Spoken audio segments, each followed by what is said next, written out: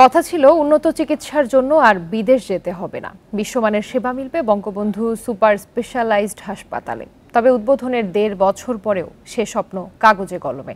নিয়োগে অনিয়ম সহ নানা সংকটে ঘুরপাক খাচ্ছে এই হাসপাতাল। অলস পড়ে থাকা, নষ্ট হওয়ায় ঝুঁকিতে আইসিইউ, ল্যাব ও অপারেশন থিয়েটার সহ প্রায় ৫০০ কোটি টাকার যন্ত্রপাতি। সমস্যার সুরাহা কবে, সে বিষয়ে কিছু বলতে পারছে না নতুন উপাচার্য। প্রতি বছর বিশ্বের বিভিন্ন দেশে চিকিৎসা নিতে যান দেশের লাখো মানুষ। দেশের বাইরে চলে যায় হাজার কোটি টাকার বেশি। আর তা বন্ধ করতেই বাংলাদেশ সরকার দেশে এমন একটি হাসপাতাল তৈরির উদ্যোগ নিয়েছে যা হবে বিশ্বমানের। আর সেই হাসপাতালটি বঙ্গবন্ধু সুপার স্পেশালাইজড হাসপাতাল। নান্দনিক নির্মাণশৈলী আর অত্যাধুনিক প্রযুক্তিতে গড়া সুপার স্পেশালাইজড হাসপাতাল। ভেতরে গেলে মুগ্ধ হবেন যে কেউ, তবে চমকে যেতে পারেন এই দেখে যে রোগীর চাপ নেই। অথচ এর উদ্বোধন সেই ২০২২ সালের সেপ্টেম্বরে। ৭৫০ বেডের হাসপাতাল, তবে রোগী ভর্তি ৫০-এরও কম। ২টি ভিভিআইপি, ১৮টি ভিআইপি সহ প্রায় সব কেবিনই ফাঁকা। প্রেসিডেন্ট, রাষ্ট্রপতি এদের জন্য আলাদা সুট আছে, সেখানে তারা চিকিৎসা নেবে এবং দেশের উচ্চবিত্ত লোকজন একটা গুড এনভায়রনমেন্ট, সেখানে তারা চিকিৎসা নেবে। তো সেটা তো হলো না। ৫ কেন্দ্রের অধীনে চালু ১৪টি বিভাগ, তবে আলোর মুখ দেখেনি ১০০ বেডের অ্যাক্সিডেন্ট ইমার্জেন্সি বিভাগ। অত্যাধুনিক এই আইসিইউতে বেড ১০০, ১.৫ বছরই ফাঁকা। অথচ অন্য হাসপাতালে আইসিইউ বেডের জন্য ভয়াবহ হাহাকার।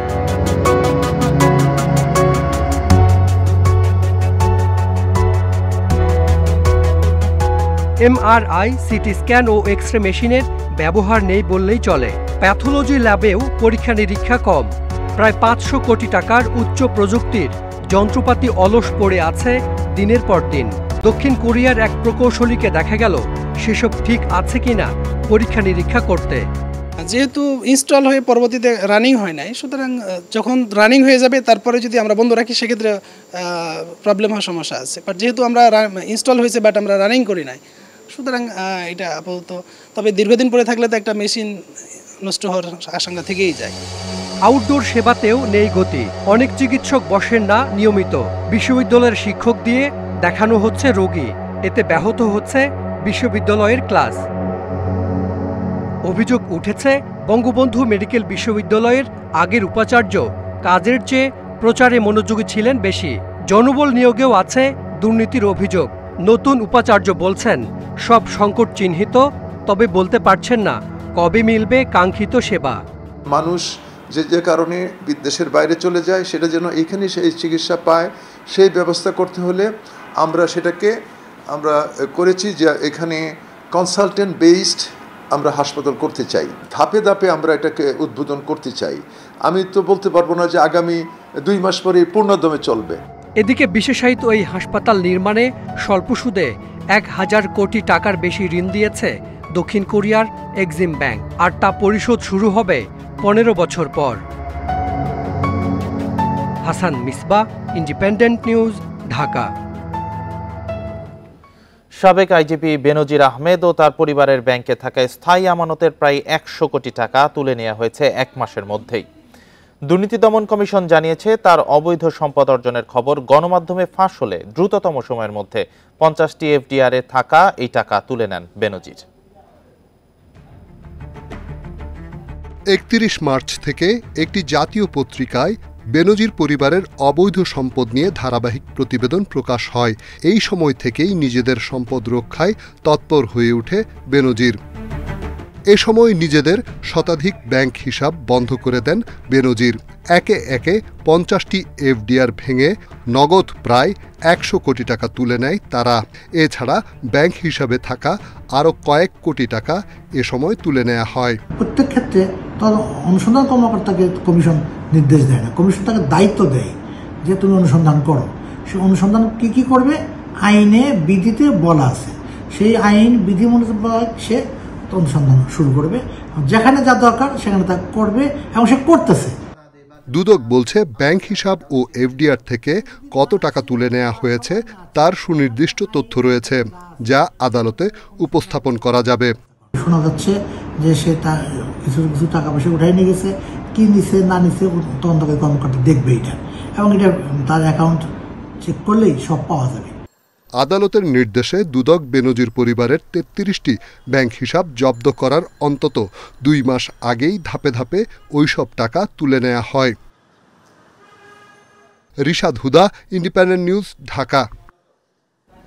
এমপি আজিম হত্যায় দুই দেশের পুলিশ সব তথ্য বিচার বিশ্লেষণ করছে বলে জানিয়েছেন ডিবি প্রধান হারুনুর রশিদ।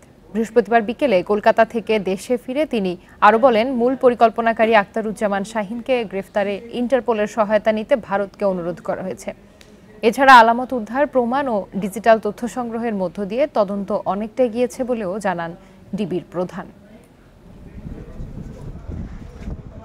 এমপি আনোয়ারুল আজিম খুনের রহস্য উদ্ঘাটনে ২৬ মে ডিবির ৩ সদস্যের একটি দল কলকাতায় যায়। ৫ দিনের তদন্ত শেষে বৃহস্পতিবার বিকেলে দেশে ফিরে সাংবাদিকদের সাথে কথা বলেন ডিবি প্রধান হারুনুর রশিদ। বিমানবন্দরে সাংবাদিকদের তিনি জানান, কলকাতায় উদ্ধার হওয়া খণ্ডিত মাংস আনোয়ারুল আজিমের বলেই ধারণা তার। তবে নিশ্চিত হতে ফরেনসিক প্রমাণের কথাও জানান তিনি। যদিও রহস্য উদ্ঘাটনে হত্যার মূল পরিকল্পনাকারীকে গ্রেপ্তারের উপর জোর দিচ্ছেন ডিবি প্রধান। বলেন, দুই দেশের আইনশৃঙ্খলা বাহিনী আজিমের সব ধরনের তথ্য সংগ্রহ ও বিশ্লেষণ করছে।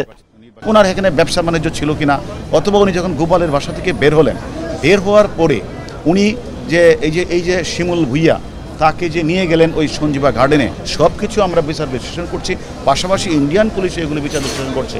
হঠাৎ করে কোনো একটা মোটিভ, কোনো একটা উদ্দেশ্য মানে স্পেসিফিক এই বলাটা এই মুহূর্তে সঠিক হবে না। খুনের অন্যতম হোতা সিয়ামের অবস্থান নেপালে। মূল অভিযুক্ত আখতারুজ্জামান শাহিন যুক্তরাষ্ট্রে। তাদের দেশে এনে আইনের মুখোমুখি করতে ইন্টারপোলের সহায়তা চাওয়া হয়েছে বলে জানান ডিবি প্রধান। তথ্যপত্র আমরা পেয়েছি এবং আমরা মনে করি আমরা এক্ষেত্রে আমরা বলবো যে শতভাগ আমরা সফল। হত্যাকাণ্ড তো সংঘটিত হয়েছে ইন্ডিয়ার মাটিতে, ওনাদের কাছেও তো শাহিন মোস্ট ওয়ান্টেড। ওনাদেরকে আমরা রিকোয়েস্ট করেছি, আপনারাও তো, ওনারা আমাদেরকে বলেছে যে হ্যাঁ আমরা ঊর্ধ্বতন কর্তৃপক্ষের সাথে কথা বলে আমরা আমাদের যথাযথ প্রক্রিয়া আমরা অনুসরণ করব। আর আমরাও ইতিমধ্যে আমাদের ইন্সপেক্টর জেনারেল পুলিশের মাধ্যমে ইন্টারপোলকে অবহিত করেছি। এদিকে সংসদ সদস্য আনোয়ারুল আজিমের হত্যাকারীদের বিচার দাবিতে ঝিনাইদহে মানববন্ধন করেছে স্থানীয়রা। রেজওয়ানুল হক, ইন্ডিপেন্ডেন্ট নিউজ, ঢাকা। রোহিঙ্গা কিংবা মিয়ানমারের অন্য কোনো নাগরিক কাউকেই বাংলাদেশে প্রবেশ করতে দেয়া হবে না বলে জানিয়েছেন স্বরাষ্ট্রমন্ত্রী আসাদুজ্জামান খান। বৃহস্পতিবার রাতে কক্সবাজার হিলটপ সার্কিট হাউসে এসব কথা বলেন তিনি। মন্ত্রী বলেন, রোহিঙ্গা ক্যাম্পে অস্ত্রের ঝনঝনানি দেখা যাচ্ছে। বিভিন্ন দল উপদলে বিভক্ত হয়েছে রোহিঙ্গারা। তাদের নিয়ন্ত্রণে বিজিবি, এপিবিএন ও সেনাবাহিনী যৌথভাবে কাজ করছে।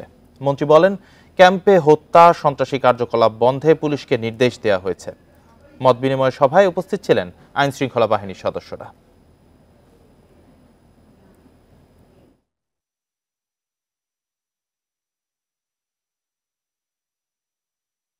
রোহিঙ্গারা যাতে তাদের প্রয়োজন ব্যতীত ক্যাম্পের থেকে না আসতে পারে সেটাও তাদেরকে জানিয়ে দেওয়া। তাদেরও চিন্তা করা উচিত যে তাদেরকে আমরা থাকতে দিয়েছি, তাদেরকে এখানে যুগ যুগ ধরে থাকার জন্য আমরা ব্যবস্থা করিনি, তাদের একদিন ফিরে যেতে হবে। সাতক্ষীরার কলারোয়া উপজেলা পরিষদ নির্বাচনে পরাজিত প্রার্থীর সমর্থকদের হামলায় 4 পুলিশ সদস্য আহত হয়েছেন।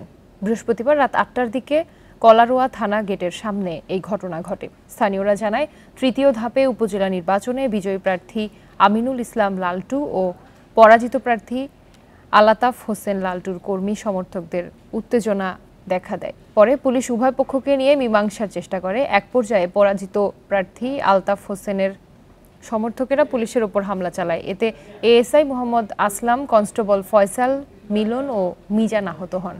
পরে তাদের উপজেলা স্বাস্থ্য কমপ্লেক্সে ভর্তি করা হয়।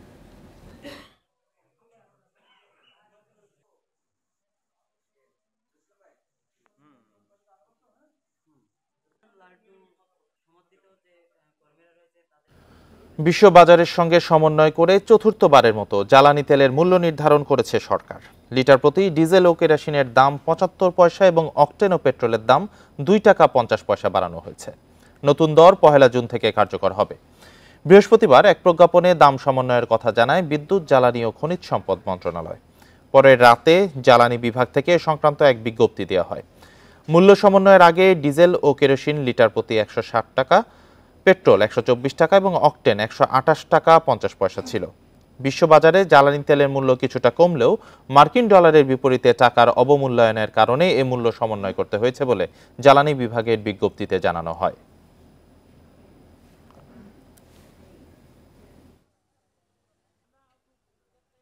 বৃষ্টি অব্যাহত থাকায় শনিবার পর্যন্ত সিলেটের কয়েকটি নদীর পানি আরও বাড়বে বলে জানিয়েছে বন্যা পূর্বাভাস ও সতর্কীকরণ কেন্দ্র। তবে এরপর থেকে পানি কমে অবস্থার উন্নতি হওয়ার পূর্বাভাসও দিয়েছে সংস্থাটি। তাই এটিকে স্বল্পমেয়াদী আকস্মিক বন্যা হিসেবেই দেখছে তারা। বিপদসীমার ওপর দিয়ে বইছে সিলেটের সুরমা, কুশিয়ারা ও সারি নদীর পানি। বুধবার থেকে প্রবল বৃষ্টি ও উজান থেকে নেমে আসা ঢলে প্লাবিত হয়েছে সীমান্তবর্তী উপজেলা গোয়াইনঘাট, কানাইঘাট সহ নিচু এলাকা। বৃহস্পতিবার সকাল ৯টা পর্যন্ত ২৪ ঘন্টায় জাফলংয়ে বৃষ্টিপাত রেকর্ড করা হয়েছে ৩৫৫ মিলিমিটার। একই সময়ে ভারতের চেরাপুঞ্জিতে রেকর্ড করা হয় ৬৩৪ মিলিমিটার। ভারী বৃষ্টিতে বাড়িঘর, রাস্তাঘাট তলিয়ে যাওয়ায় দুর্ভোগে পড়েছেন কয়েক লাখ বাসিন্দা। কয়েকটি সড়ক ডুবে যাওয়ায় বন্ধ যান চলাচল। এরই মধ্যে ঘরবাড়ি ছেড়ে আশ্রয়কেন্দ্রে উঠেছেন অনেকে। বৃষ্টি না থামায় শনিবার পর্যন্ত সুরমা, কুশিয়ারা সহ কয়েকটি নদীর পানি আরও বাড়তে পারে বলে জানিয়েছে বন্যা পূর্বাভাস কেন্দ্র। আমাদের আগামী ২৪ ঘন্টা বিভিন্ন আবহাওয়া সংস্থা তথ্য অনুযায়ী বৃষ্টিপাতের পূর্বাভাস রয়েছে। ফলে আমরা অনুমান করছি যে এটা সামনে নেক্সট ২৪ ঘন্টায় পানি বৃদ্ধিটা হয়তো বৃদ্ধি পেতে পারে এবং বন্যার যে পরিস্থিতিটা এটা হলেও তার অবনতি হতে পারে। বৃহস্পতিবার সুরমা নদীর পানি কানাইঘাট স্টেশনে ১৯৬ সেন্টিমিটার বেড়ে বিপদসীমার ১৬৬ ও সারি নদীর পানি সারিঘাট স্টেশনে ২০২ সেন্টিমিটার বেড়ে বিপদসীমার ৯৫ সেন্টিমিটার ওপর দিয়ে বয়ে যায়। তবে শনিবারের পর পরিস্থিতির উন্নতি হবে। এই বৃষ্টিপাতের যে পূর্বাভাস রয়েছে তাতে পানি বৃদ্ধি পেলে হয়তো স্বল্পমেয়াদী বন্যার আমরা এক্সপিরিয়েন্সড হচ্ছি। তো আশা করি সামনের দিকে এটা পানি হয়তো বা তার বৃষ্টিপাত কমার সাপেক্ষে এটা অবনতি না হয়ে সেটা উন্নতির দিকে যাবে। ব্রহ্মপুত্র, যমুনা সহ উত্তর পূর্বাঞ্চলের প্রধান নদ নদীর পানিও বাড়বে বলে জানিয়েছে বন্যা পূর্বাভাস কেন্দ্র, যা রোববার পর্যন্ত অব্যাহত থাকবে। Buddhadeb Kundu, Independent News, Dhaka. তিস্তা নদীর পানি বাড়ার সাথে সাথে রংপুরের গঙ্গাচড়া ও কাউনিয়ায় দেখা দিয়েছে তীব্র ভাঙন। এরই মাঝে বেশ কিছু ঘরবাড়ি, ফসলি জমি ও চলাচলের রাস্তা বিলীন হয়েছে। জিও ব্যাগ ফেলে ভাঙন ঠেকানোর চেষ্টা করছে পানি উন্নয়ন বোর্ড। প্রায় ২ সপ্তাহ ধরে বাড়ছে তিস্তা নদীর পানি। এর সাথে সাথে রংপুরের কাউনিয়া, গদাই গ্রামসহ প্রায় ১ কিলোমিটার এলাকা ও গঙ্গাচড়ার গোডাউনের হাট এলাকায় দেখা দিয়েছে নদী ভাঙন। এরই মাঝে দুই এলাকার প্রায় ১০০ হেক্টর ফসলি জমি, ১৪ থেকে ১৫টি ঘর ও ২টি রাস্তা নদীতে বিলীন হয়েছে। ভাঙনের মুখে আরও অনেক স্থাপনা, সমস্ত ওষুধ ভিটে এগুলো জমা জমি এগুলো সব ভেঙে গেছে। আমরা বাড়ি ঘরের মালপাতি টানা বানাচ্ছি। আমরা এখন কোথায় যাব, কি করব, এখন খুব অসহায়ের মধ্যে আছি। আপনারা সচেতন না করলে নদী দিয়ে ভেসে যাওয়া ছাড়া বুদ্ধি নেই, কোনো আনতে যাওয়ার শক্তি নেই।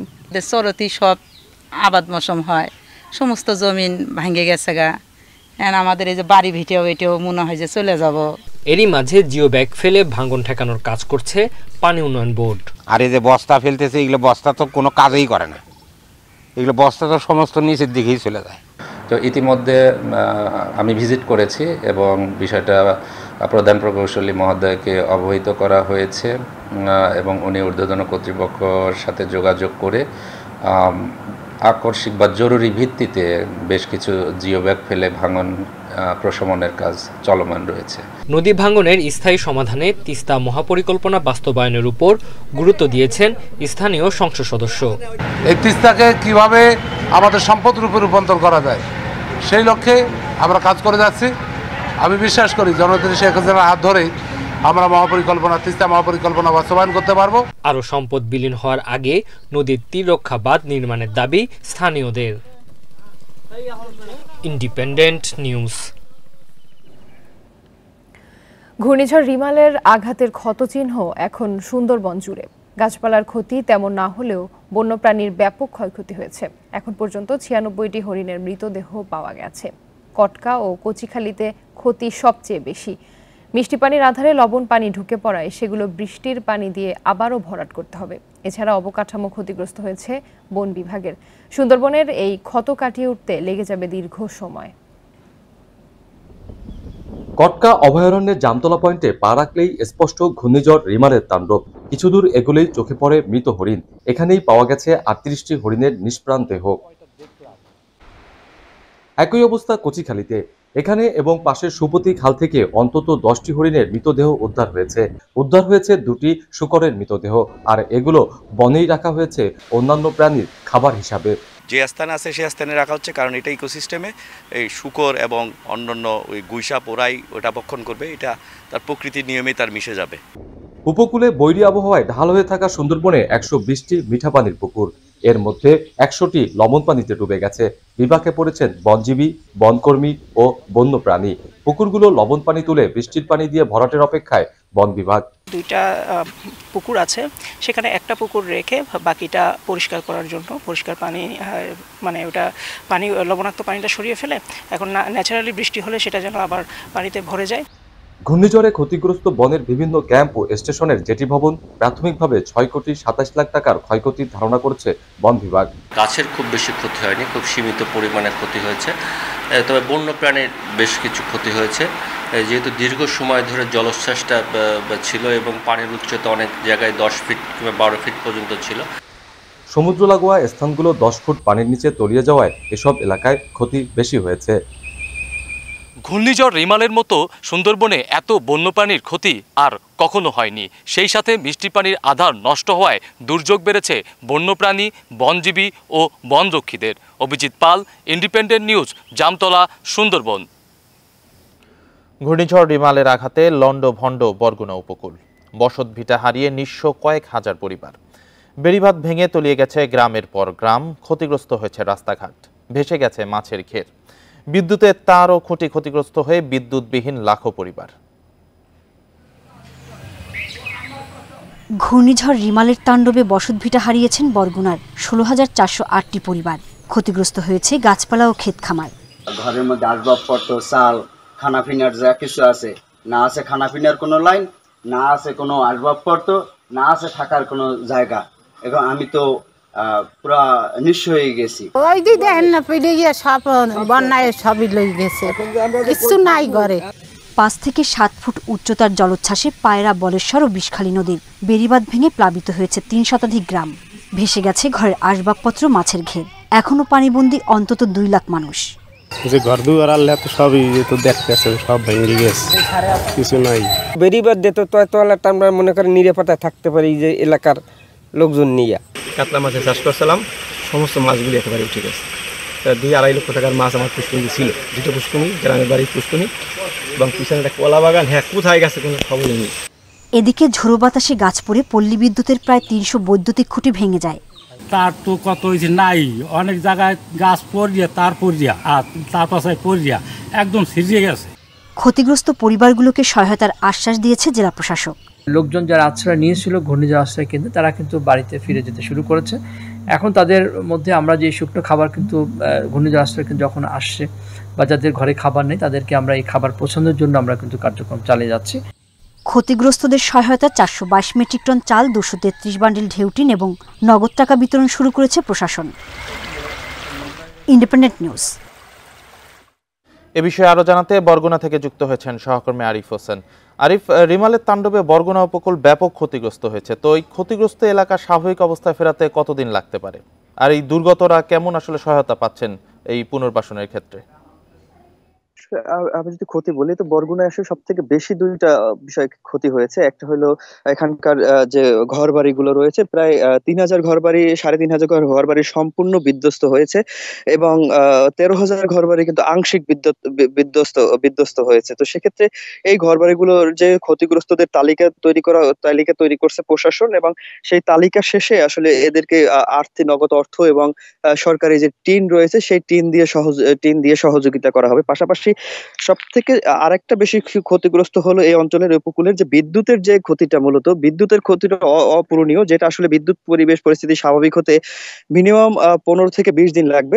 আপনাকে একটু তথ্য জানিয়ে রাখছি, বরগুনা জেলায় আসলে প্রায় 4 লাখ বিদ্যুতের গ্রাহক রয়েছে, তার ভিতরে হয়তো 30 থেকে 35 হাজার গ্রাহক ইতিমধ্যে আসলে বিদ্যুতের আওতায় এসেছে, কিন্তু বাকি যে লাইনগুলো রয়েছে ছেঁড়া এবং খুঁটি ভাঙা, তো এই লাইনগুলো মেরামত করার ক্ষমতা আসলে এখানকার যে পল্লী বিদ্যুৎ আছে ওনাদের আসলে নেই। সেক্ষেত্রে মন্ত্রণালয় ওনারা ক্ষতির তালিকা প্রেরণ করেছে, এই তালিকা অনুযায়ী আসলে টেন্ডার দেওয়া হবে এবং টেন্ডারের পরে মূলত ঠিকাদাররা এসে কাজ করবে, এমনটা আসলে পল্লী বিদ্যুৎ থেকে জানানো হচ্ছে। তো সেটা একটু সময় সাপেক্ষ। সেক্ষেত্রে এখানকার যে সাধারণ মানুষের দাবি, ওরা যাতে খুব দ্রুত খুব বেশি লোকবল নিয়ে এসব অঞ্চলে আসলে বিদ্যুৎ বিভাগে কাজ করেন, তেমনটা আসলে প্রত্যাশা করছেন এখানকার সাধারণ মানুষরা। তবে আমি আপনাকে একটু জানিয়ে রাখি যে এর বাইরেও যে ক্ষয়ক্ষতিটা হয়েছে, সব থেকে যে আমি যে জায়গাটায় দাঁড়িয়ে আছি, তো এই বাড়িতে আসলে তিনটা ঘর মূলত নান্না শরীফ, মিরাজ শরীফ এবং সবুজ শরীফ, এরকম তিনটা ঘরই কিন্তু সম্পূর্ণ বিধ্বস্ত হয়েছে এবং তাদের থাকার মতো জায়গা কিন্তু এখন পর্যন্ত আসলে নেই। সেক্ষেত্রে ওনাদের দাবি আসলে খুব দ্রুত সময়ের মধ্যে যাতে এই ঘরগুলো সংস্কারের জন্য সরকারি কোনো সহায়তা ওনারা পান, সেই প্রত্যাশা আসলে ওনারা করছেন। বরগুনা থেকে জানাচ্ছিলেন সহকর্মী আরিফ হোসেন। থাই ও চীনা কোম্পানির শেয়ার হস্তান্তর নিয়ে দ্বন্দ্বে ঢাকা এলিভেটেড এক্সপ্রেসওয়ের বাকি অংশের নির্মাণ কাজে স্থবিরতা দেখা দিয়েছে। সিঙ্গাপুরের আরবিট্রেশন কোর্টের বৈঠকের আগ পর্যন্ত শেয়ার হস্তান্তরে বৃহস্পতিবার স্থিতাবস্থা দিয়েছে আপিল বিভাগ। সমাধান না হলে 3 মাস পর জানাতে হবে আদালতকে। তবে সরকার বলছে সমস্যা সমাধান করে বাকি কাজও শেষ হবে। প্রায় 20 কিলোমিটার রুরাল সড়কের মধ্যে রাজধানীর কাওলা থেকে তেজগাঁও পর্যন্ত 11.5 কিলোমিটারে যানবাহন চলছে 9 মাস ধরে, কিন্তু বাকি অংশের কাজে দেখা দিয়েছে স্থবিরতা। এই প্রকল্পে বিদেশি বিনিয়োগের 51% শেয়ার থাইল্যান্ডের ইতালথাই কোম্পানির, বাকি 49% চীনের শ্যান্ডং ইন্টারন্যাশনাল ও সিনো হাইড্রো কর্পোরেশনের। কিন্তু ইতালথাই অর্থের যোগান দিতে না পারায় তাদের শেয়ার চাইছে সিনো হাইড্রো।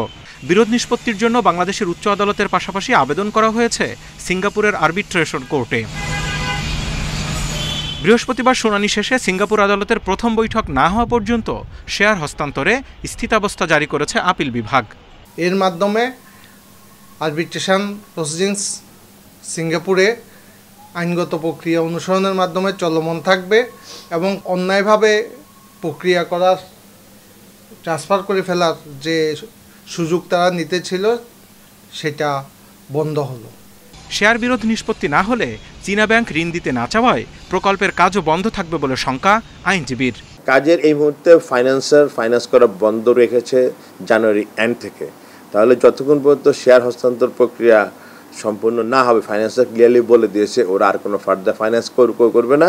যেহেতু ফার্দার ফাইন্যান্স করবে না, তার প্রেক্ষিতে আর কাজ অতি সহসায় শুরু হওয়ার কোনো সম্ভাবনা নাই।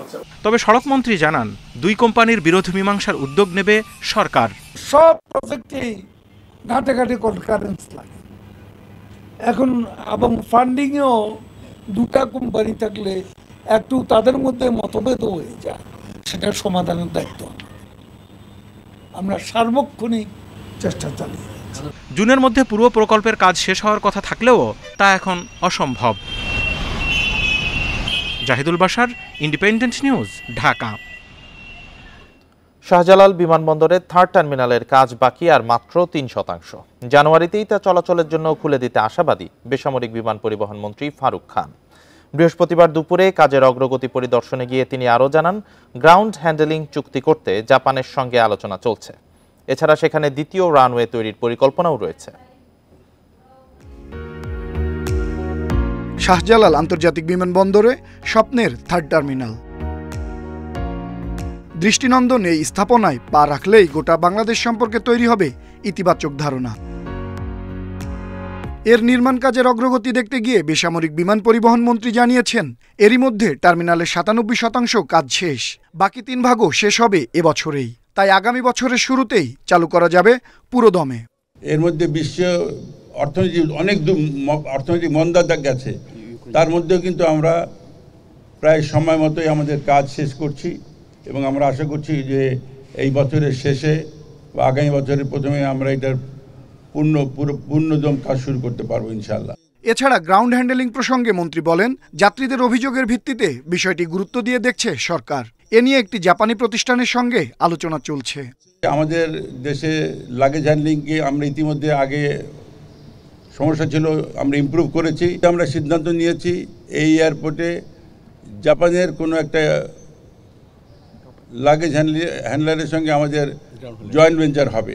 শাহজালাল বিমানবন্দরের তৃতীয় এই টার্মিনাল ঘিরে আরেকটি রানওয়ে তৈরির পরিকল্পনা রয়েছে বলেও জানান মন্ত্রী। আনোয়ার সাদাত নূর, ইন্ডিপেন্ডেন্ট নিউজ, ঢাকা। দেশে ব্যবসার পরিবেশ আগের চেয়ে খারাপ হয়েছে। 2023 সালে বিজনেস ক্লাইমেট ইন্ডেক্সে 3.21 পয়েন্ট কমে দাঁড়িয়েছে 58.75%। বৃহস্পতিবার রাজধানীর গুলশানে এমসিসিআই আয়োজিত অনুষ্ঠানে প্রধানমন্ত্রীর বেসরকারি শিল্প বিনিয়োগ বিষয়ক উপদেষ্টা সালমান এফ রহমান বলেন, জুলাই মাস থেকে মূল্যস্ফীতি কমবে। দেশে ব্যবসা শুরু করতে জমির প্রাপ্যতা, অবকাঠামো ও ঋণ সংক্রান্ত জটিলতা নিয়ে ব্যবসায়ীদের অভিযোগ দীর্ঘদিনের। এমন পরিস্থিতিতে দেশের ব্যবসার পরিবেশ নিয়ে বিজনেস ক্লাইমেট ইন্ডেক্স সূচক প্রকাশ করেছে বেসরকারি গবেষণা প্রতিষ্ঠান পলিসি এক্সচেঞ্জ বাংলাদেশ। ঋণ প্রাপ্যতা, শ্রম নিয়ন্ত্রণ, বিরোধ নিষ্পত্তি, বাণিজ্য সহজীকরণ, কর পরিশোধ সহ 11টি সূচকের মধ্যে সবচেয়ে খারাপ অবস্থায় ঋণের প্রাপ্যতা সূচক। অনুষ্ঠানে সালমান এফ রহমান বলেন, দেশে প্রচুর অবকাঠামো উন্নয়ন হলেও ব্যবসার উপযোগী উন্নয়ন এখনো হচ্ছে না। অনুকূল পরিবেশ তৈরি করার কারণেই আমরা কিন্তু আজকে এই পর্যন্ত আসতে পেরেছি, কিন্তু এখন এটার উপরে আমাদেরকে কাজ করতে হবে ইনশাআল্লাহ।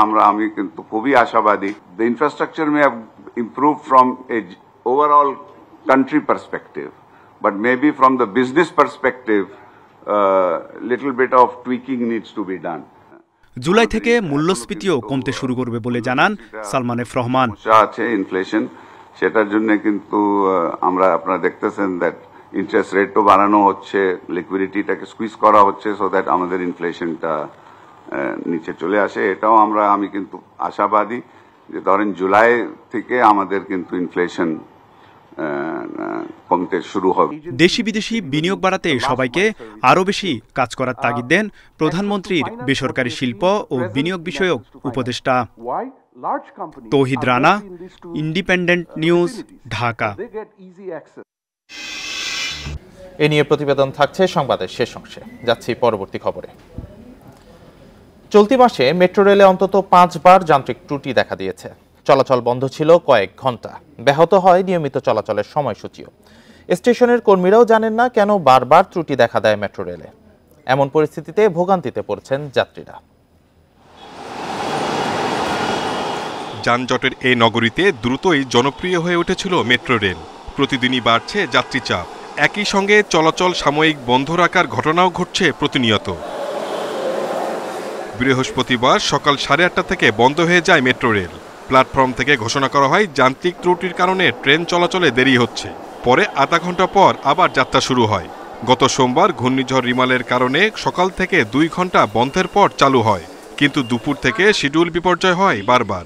এছাড়া বিদ্যুৎ বিভ্রাট, গাছের ডাল পড়া সহ বেশ কিছু কারণে মেট্রো রেল চলাচলে বিঘ্ন ঘটে এ মাসে।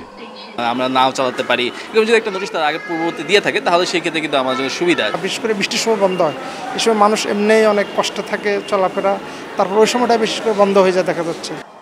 তবে ডিএমটিসিএল এর ব্যবস্থাপনা পরিচালকের দাবি, বিশ্বের অনেক দেশের চেয়ে বাংলাদেশের মেট্রো রেল ভালো সেবা দিচ্ছে। আর সড়ক ও সেতুমন্ত্রী জানান, মেট্রো রেলে তেমন সমস্যা নেই। সেইগুলো আমাদের ফেসবুক পেজে প্রতিটা দেওয়া আছে, দেখে নিন কোনটা কি কারণে হয়েছে। আশেপাশে আমাদের যত দেশে মেট্রো রেল আছে তার চেয়ে আমরা অনেক বেশি এফিসিয়েন্ট, এই কথাটাই আমরা বলতে চাচ্ছি। এলিভেটেড এক্সপ্রেসওয়ে মেট্রো রেল কেন বন্ধ থাকলো? বাতাস আর ঝড়ের মধ্যে মেট্রো রেল চালাবো, এ তো আমাদের যন্ত্রপাতি এটা অ্যালাউ করবে না, সেটা আমাদের বুঝতে হবে। বিশেষজ্ঞরা বলছেন, মেট্রো রেলের রক্ষণাবেক্ষণ ও পরিচালনার জন্য কর্মীদের দক্ষতা আরও বাড়ানো প্রয়োজন। পাশাপাশি যে কোনো বিপর্যয়ের তথ্য দ্রুত প্রচার করারও তাগিদ তাদের। যারা পরিচালনা করছেন মেট্রো রেল, তাদের বুঝতে হবে এটা কিন্তু ফ্লাইওভারের মতো কোনো অবকাঠামো না, যে তৈরি করে ভুলে যাব, এটা দরদ দিয়ে প্রতিদিন পরিচালনা করতে হয়।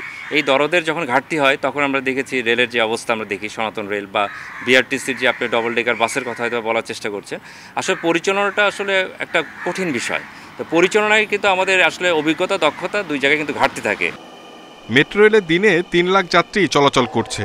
এখন থেকে শনিবার ছাড়া সরকারি ছুটির দিনে যাত্রী চাপ কম থাকায় 15 মিনিট পর পর মেট্রো রেল চলাচল করবে। Shahid Ahmed, independent News, Dhaka. Foot over bridge না থাকায় রাস্তা পার হতে গিয়ে চট্টগ্রামে প্রায়ই ঘটছে দুর্ঘটনা। বিভিন্ন সময় নগরবাসী ফুটওভার ব্রিজ নির্মাণের দাবিতে আন্দোলন করলেও সুফল মেলেনি। সিটি কর্পোরেশন আশ্বাস দিয়েছে সড়ক পারাপারের জন্য 38টি ফুটওভার ব্রিজ নির্মাণ করবে তারা। কিছু নির্মাণ কাজ শুরু হলেও সবগুলো চলাচল উপযোগী করতে আরও 1 বছর অপেক্ষা করতে হবে এলাকাবাসীকে। চট্টগ্রামের অন্যতম ব্যস্ত 2 নম্বর গেট মোড়। প্রতিদিন এই মোড় দিয়ে চলাচল করে চট্টগ্রাম মেডিকেল কলেজ হাসপাতাল, চট্টগ্রাম বিশ্ববিদ্যালয়গামী অসংখ্য শিক্ষার্থী সহ কয়েক হাজার মানুষ।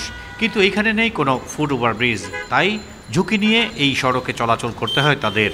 ফ্লাইওভার থেকে যে পরিমাণ স্পিডে গাড়ি আসে, এতে করে সাধারণ জনগণ রাস্তা পার হতে পারে না, অ্যাক্সিডেন্টের ভয় থাকে। একই অবস্থা নগরীর জেসি মোড়ের। অথচ গেল বছরের 9 সেপ্টেম্বর নগরীর 2 নম্বর গেট এবং চলতি বছরের 2 ফেব্রুয়ারি নগরীর জেসি মোড়ে ঢাকঢোল পিটিয়ে ফুটওভার ব্রিজ নির্মাণের উদ্বোধন করা হয়। উদ্বোধন করেও প্রকল্প বাস্তবায়ন না করাকে প্রহসন বলছেন সাধারণ মানুষ। যতক্ষণ পর্যন্ত আমাদের ফুটওভার ব্রিজ হবে না, ততক্ষণ পর্যন্ত আমরা এগুলোকে রং তামাশা ছাড়া আর কিছু মনে করি না। বাচ্চারা যেমন যেভাবে নিরাপদভাবে পার হতে পারে সেই চেষ্টা আপনাদের কাছে আবেদন জানাচ্ছি। সিটি কর্পোরেশন বলছে নগরীর বহদ্দারহাট, ওয়াসা, টাইগার পাস, চৌমুহনী সহ 38টি গুরুত্বপূর্ণ পয়েন্টে ফুট ওভারব্রিজ নির্মাণের পরিকল্পনা আছে তাদের, কিন্তু যত্রতত্র বৈদ্যুতিক খুঁটি স্থাপন করায় কাজের বেঘাত ঘটছে। এ বিষয়ে সংশ্লিষ্ট দপ্তরের সাথে আলোচনা চলছে। 38টার মধ্যে প্রায় 18টা অলরেডি টেন্ডার করেই ফেলেছি। এগুলো তো কাজ আরম্ভ হয়েছে, এখন কিছু ফাউন্ডেশনের কাজ চলছে। 25 সালের মধ্যে এগুলো ইনশাআল্লাহ হবে। সিটি কর্পোরেশন থেকে চিঠি পাওয়ার সাথে সাথে ফুট ওভারব্রিজের জায়গায় স্থাপিত খুঁটি সরিয়ে নেওয়া হচ্ছে বলে দাবি বিদ্যুৎ বিভাগের। সিটি কর্পোরেশনের চাহিদা মোতাবেক আমাদের লাইন যেখানে সরানোর দরকার আমরা সরাই দিচ্ছি। ওরা যখনই যা বললে আমরা ওইভাবে ওদের নিয়ম মোতাবেকে বা ওদের চাহিদা মোতাবেক আমাদের লাইন সরানো হচ্ছে। পুলিশের তথ্য বলছে গত 5 বছরে চট্টগ্রাম মহানগরীতে রাস্তা পার হতে গিয়ে মারা গেছেন অন্তত 10 জন। Ahsan Riton, Independent News, Chattogram. সপ্তাহের ব্যবধানে আবারও বেড়েছে সব ধরনের সবজি ও নিত্যপণ্যের দাম। বাড়তি দামে কিনতে হচ্ছে মাছ, মাংস, ডিমও। বাজার পরিস্থিতি নিয়ে আরো জানাতে চট্টগ্রাম থেকে যোগ দিচ্ছেন সহকর্মী অনুপম শীল। অনুপম, চট্টগ্রামের বাজারে কোন কোন পণ্যের দামের ওঠানামা দেখছেন?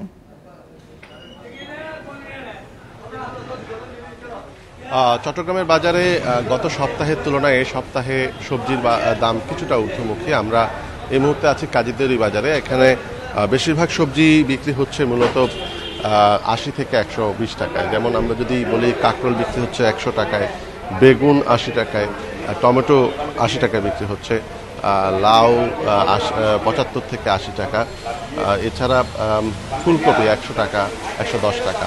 আর সবচেয়ে গুরুত্বপূর্ণ যেটি মনে হচ্ছে যে আলুর দাম, যেটি গত 3 সপ্তাহ ধরে বেশ ঊর্ধ্বমুখী, অর্থাৎ এখনও 60 টাকার নিচে আলু দাম নামছে না। এবং এক্ষেত্রে কবে নাগাদ এই আলুর দাম আরেকটু মানুষের নাগালের মধ্যে আসবে সেটি নিয়ে কিন্তু এখনো অনিশ্চয়তা থেকে যাচ্ছে।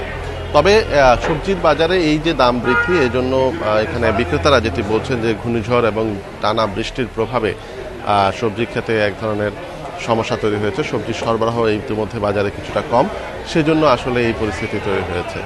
কিন্তু অন্যদিকে আমরা যদি ডিমের বাজার বলি, ডজন প্রতি 5 টাকা কমেছে ডিমের দাম। অর্থাৎ আজকের বাজারে আমরা ব্রয়লার অর্থাৎ ফার্মের মুরগির ডিম দেখতে পাচ্ছি 145 টাকা বিক্রি হচ্ছে, যেটি গত সপ্তাহে 150 টাকা 155 টাকা ছিল।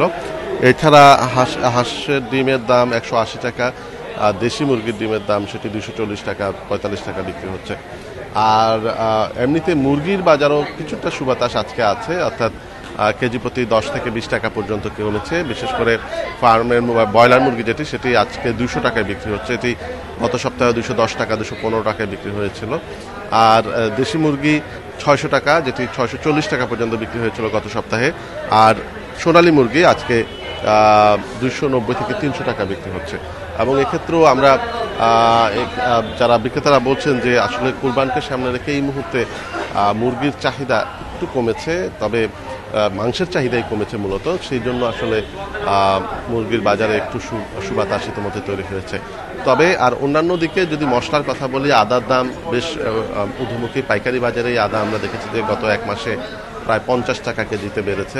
এছাড়া রসুনের দাম কিছুটা নিম্নমুখী, কিন্তু পেঁয়াজ সেটিও গত সপ্তাহের মতোই 80 টাকা 90 টাকার মতো খুচরা বাজারে বিক্রি হচ্ছে।